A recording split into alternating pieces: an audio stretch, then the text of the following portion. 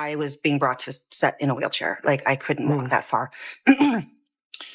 So I had to tell everybody. There are moments in Hollywood that remind the world why we fall in love with storytelling in the first place. And then there are moments that go far beyond the screen, beyond the cameras, beyond the carefully scripted lines, moments that cut straight to the human heart. What Christina Applegate recently shared about Ed O'Neill after their long-awaited reunion is exactly that kind of moment. It is raw. It is real. And for millions of fans who grew up watching the Bundy family tear each other apart on television with a grin, it changes the entire picture. Christina Applegate has never been someone who hides behind polished Hollywood answers. Even in the most difficult chapter of her life, she has spoken with a candor that her peers rarely match. But what she said about Ed O'Neill after seeing him again, after reconnecting with the man who was her television father for over a decade, was something that even the most devoted fans were not fully prepared to hear. Because what she revealed was not just about a reunion between two former co-stars. It was about a bond that never actually broke in the first place. To understand what Christina's words about Ed truly mean, you have to understand where Christina is right now. In August 2021, she publicly announced that she had been diagnosed with multiple sclerosis. The disease had already been quietly reshaping her life for months before the world knew about it. She had been filming the final season of her critically acclaimed Netflix series Dead to Me when her body began sending signals she could not ignore. By the time the diagnosis was confirmed, the path forward looked nothing like the one she had imagined. Multiple sclerosis is a disease of the central nervous system. It does not follow a polite or predictable schedule. For Christina, it has brought significant changes to her mobility. She now walks with a cane. She has spoken openly about the fatigue, the cognitive fog, the days when her body simply does not cooperate with her intentions. These are not minor inconveniences. They are life-altering realities that require daily renegotiation of what is possible. And yet Christina Applegate has refused to become invisible. She has spoken at length about her diagnosis in interviews, on her own podcast, and on social media with a frankness that has become something of a lifeline for others living with the same condition. She has talked about the grief that comes with a diagnosis like this, the mourning of the future you thought you would have, the slow process of building a new relationship with your own body. She has not dressed any of it up. She has not performed resilience for an audience. She has simply told the truth. That decision, to remain present and vocal even when it would have been far easier to retreat, says everything about who Christina Applegate is. And it is precisely the kind of courage that makes what she said about Ed O'Neill after their reunion land with such tremendous weight. When Married with Children premiered in 1987, Christina Applegate was 15 years old. She stepped onto that set as a teenager entering one of the most deliberately provocative sitcoms in the history of American television. The show was built to offend. It pushed against every boundary that network television had quietly agreed to respect, and it did so with complete and gleeful intention. And right in the middle of that chaos was a 15-year-old girl playing a character who was, by design, a constant target of jokes about her appearance and her intelligence. Ed O'Neill was already in his early 40s when the show began. He was a trained theater actor who had come up through the legitimate stage before Hollywood took notice. He understood the industry in ways that a teenager simply could not. And from the beginning, something in him recognized that the young woman playing Kelly Bundy needed more than a professional working relationship. What developed between them over the 11 years that Married with Children ran was something that former cast members and crew have described in consistent terms over the years. Ed was protective of Christina. Not in a controlling way. Not in a way that undermined her confidence or treated her as someone incapable of navigating the world herself. He was protective in the way that a genuinely good person is protective when they see someone they care about in a situation that requires care. He paid attention. He was present. He made sure that when things on set pushed toward territory that was uncomfortable or inappropriate for a young woman surrounded by adults, someone was paying attention. Christina has acknowledged over the years that growing up on a television set is not the ordinary childhood that it might appear to be from the outside. You are working alongside adults from the time you are a teenager. You are navigating professional dynamics and industry pressures that most people do not encounter until they are decades older. The people you spend your most formative years with are your co-workers before they are your friends. And the show itself was one that regularly put a young woman at the center of jokes that a teenager probably should not have been absorbing as her daily professional reality. Ed O'Neill, by all accounts, understood this. And he chose to do something about it. Not loudly. Not in a way that drew attention to itself. Simply by being there. By the time Married with Children aired its final episode in 1997, Christina Applegate had gone from 15 to 26. Those are not ordinary years to spend alongside another person. Those are the years when a human being becomes who they will be for the rest of their life. The relationships formed during that window do not fade the way adult friendships sometimes can. They settle into the foundation. Christina went on to build a genuinely remarkable career after the show ended. She transitioned into film with work that demonstrated a range far beyond what Kelly Bundy had required. She earned critical recognition for her dramatic abilities. She won a Tony Award for her performance in the Broadway revival of Sweet Charity. She built a television career that stood entirely on its own, separate from the shadow of the show that had launched her. Ed O'Neill went on to find perhaps his greatest cultural moment yet in Modern Family, a show that introduced him to an entirely new generation of viewers and earned him recognition that reframed everything that had come before. He had, in so many ways, the second act that Hollywood rarely delivers. But through all of it, neither of them ever quite lost track of each other. The relationship that had formed on that set did not require constant maintenance to survive. It was simply there. A thread that ran quietly through both of their lives regardless of what else was happening. They would reconnect. They would check in. They would appear at events together, and the warmth between them was not something that needed to be performed. It was already there before the cameras pointed in their direction. When Christina and Ed reunited in the context of reconnecting with the Married with Children cast in the years following her diagnosis, those who were present described something that was impossible to stage. The ease between them.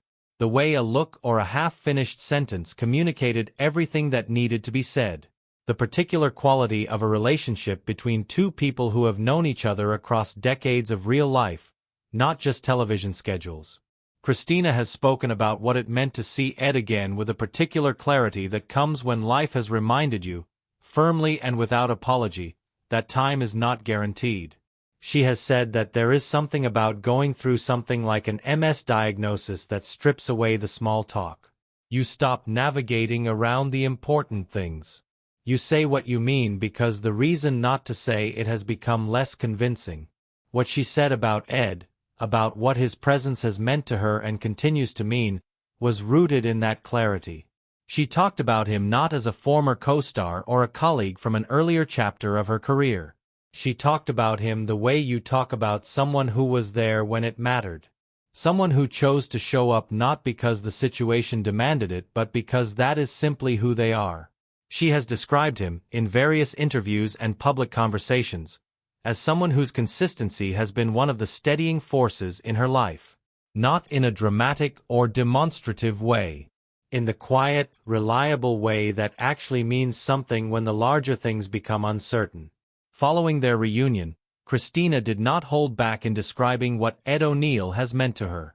She talked about the specific texture of his care over the years, the particular way in which he always seemed to understand what she needed without requiring her to spell it out. She talked about the years on set when she was too young to fully appreciate what was being given to her, and about the way that understanding arrived later, as it often does, when life provided enough contrast to make the gift visible. She talked about the fact that when her diagnosis became public, and the world was watching to see how she would handle it, Ed was among the people who reached out not with the careful, measured language of someone uncertain about what to say, but with the directness of someone who knew her. Someone who was not going to let the weight of the moment create distance between them. Christina has a gift for describing emotional reality without sentimentalizing it. She does not reach for the easy warmth of a scripted speech. She says the specific thing, the detail that makes it real. And what she said about Ed after their reunion was full of those details. The particular way he looked at her. The things he said that were not about her illness at all, which was itself a kind of gift. The way being around him again made her feel like herself in a way that some of her newer relationships, however genuine, cannot quite replicate. Because he knew who she was before she knew who she was. That is a different kind of knowing. She spoke about the father-daughter dynamic that had existed between them on set and about the way it had evolved over the years into something that defied easy category. It is not exactly a friendship, though it is that. It is not exactly a mentorship, though it began as one. It is the specific relationship that forms between two people who have lived through an unusual amount of real life in close proximity and come out the other side still genuinely glad that the other one is in the world. The question of a married with children reunion has circled through entertainment news for years. Every few months, someone raises it again. Every few months, the conversation bumps up against the realities of scheduling, of creative vision, of what such a thing would actually look like and whether it could possibly measure up to the nostalgia it would be asked to carry. But the context has shifted meaningfully in recent years, and Christina's diagnosis is the undeniable center of that shift. Any reunion now carries a weight that the original show never had to consider. It would not simply be a nostalgic revisit to a beloved piece of television history. It would be a statement about what these people mean to each other, about what they are willing to do for one another, about what the Bundy family looks like when the people behind it have been tested by real life and chosen to remain. Ed O'Neill and the rest of the original cast have been consistent and public in their position. Whatever a reunion looks like, it is built around Christina. Her needs, her capacity, her comfort with what the production requires. They will not do it without her. They will not replace her. They will find a way to tell a story that includes her on terms that work for her, or they will not tell it at all. That position, held publicly and without apparent hesitation, tells you something significant about the relationships at the center of this story. These are not people performing loyalty for a press cycle. These are people who mean it. Christina has said that knowing this has been important to her in ways that go beyond the question of whether a reunion actually happens. The willingness itself is the thing. The fact that the people she grew up with on that set have looked at where she is now and said without qualification that she is the one they are doing this for, that is not a small thing when you are navigating a chronic illness that regularly reminds you of what you cannot control. There is a particular kind of courage required to speak honestly about gratitude. It sounds paradoxical, but it is true. Gratitude in its genuine form is vulnerable. It requires you to admit that you needed something, that someone gave it to you, and that you are changed because of it. For someone with Christina Applegate's specific kind of strength, the strength that shows up as wit and directness and a refusal to perform softness she does not feel, that kind of honesty takes something. What she shared about Ed O'Neill after their reunion was, at its core, an act of that kind of courage. She was not telling a charming story about a beloved co-star for the entertainment of an audience. She was describing the architecture of something that has held her up, quietly and without asking for recognition, across nearly 4 decades of a life that has included extraordinary highs and, lately, challenges that would have justified a great deal more bitterness than she has allowed herself. She talked about what it means to have someone in your life who knew you when you were still becoming yourself and who has never confused who you are with what you are able to do at any given moment. That distinction, between who you are and what you are capable of on a given day, becomes enormously important when you are living with a condition that changes what you are capable of on a given day. To have someone who sees you clearly regardless of that fluctuation, that is something that cannot be manufactured. It is earned over time, through presence. Ed O'Neill's presence in Christina Applegate's life has been that kind of thing. Quiet, consistent, real. And she finally said so, plainly and without decoration, in a way that made clear she meant every word. Married with Children will always be a significant piece of American television history. It arrived at a particular cultural moment and said things that other shows would not say, in ways that other shows would not dare. It made audiences uncomfortable and then made them laugh at their own discomfort. It was genuinely subversive in the way that only things that appear to be doing something else can be. But the legacy that Christina Applegate and Ed O'Neill carry from those 11 years is not primarily about the show's place in television history. It is about what happened between two people on either side of a significant age and experience gap who chose to treat each other with genuine care over an extended period of time. The show was the container. What grew inside it was something else entirely. Christina has said that the version of herself that exists today, the one with the courage to be public about her diagnosis, the one who refuses to disappear, the one who can stand in front of an audience using a cane and make a joke that makes the room laugh through its tears, that person was shaped in part by what she learned from watching Ed O'Neill navigate the world with integrity. She was 15 when she first watched him do it. She has been watching for 37 years since. What she finally said about him after their reunion was not a surprise to anyone who had been paying close attention.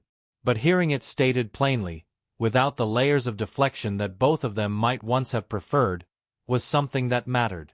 Not just to the fans who have followed both of their careers across decades, but to Christina herself, who has spent the past few years learning, sometimes against her will, that saying the true thing out loud while you still can is not a luxury but a necessity. Christina Applegate is not finished talking. She has said as much. Her podcast, her interviews, her willingness to remain in public conversation about what it means to live with multiple sclerosis, all of it signals someone who has found a particular kind of purpose in honesty. Not the performed honesty of a celebrity crisis narrative. The actual kind. The kind that includes the ugly and the uncertain alongside the moments of grace. Ed O'Neill, for his part, has never been someone who performs. His career has been built on a particular quality of presence, an ability to occupy a scene with complete conviction without appearing to try. That quality is not an accident. It comes from someone who decided a long time ago that the real thing is worth more than the approximation. What these two people share, across the distance of years and career trajectories and the enormous fact of Christina's illness, is a commitment to the real thing. A refusal to let the easy version stand in for the true one. And when Christina speaks about Ed O'Neill now, when she talks about what their reunion meant to her and what his continued presence in her life means, she is speaking from inside that commitment. She is saying, here is someone who was there. Here is someone who chose to be there when he did not have to be. Here is someone who saw me at 15 and at 26 and at 52 and who has never once confused any of those versions of me for the whole of who I am. For anyone who has loved someone through the kind of change that illness brings, or who has been loved through it, that statement is not a small one. It is the whole of the thing. And Christina Applegate, who has never been someone who says more than she means, said it clearly. That is the story.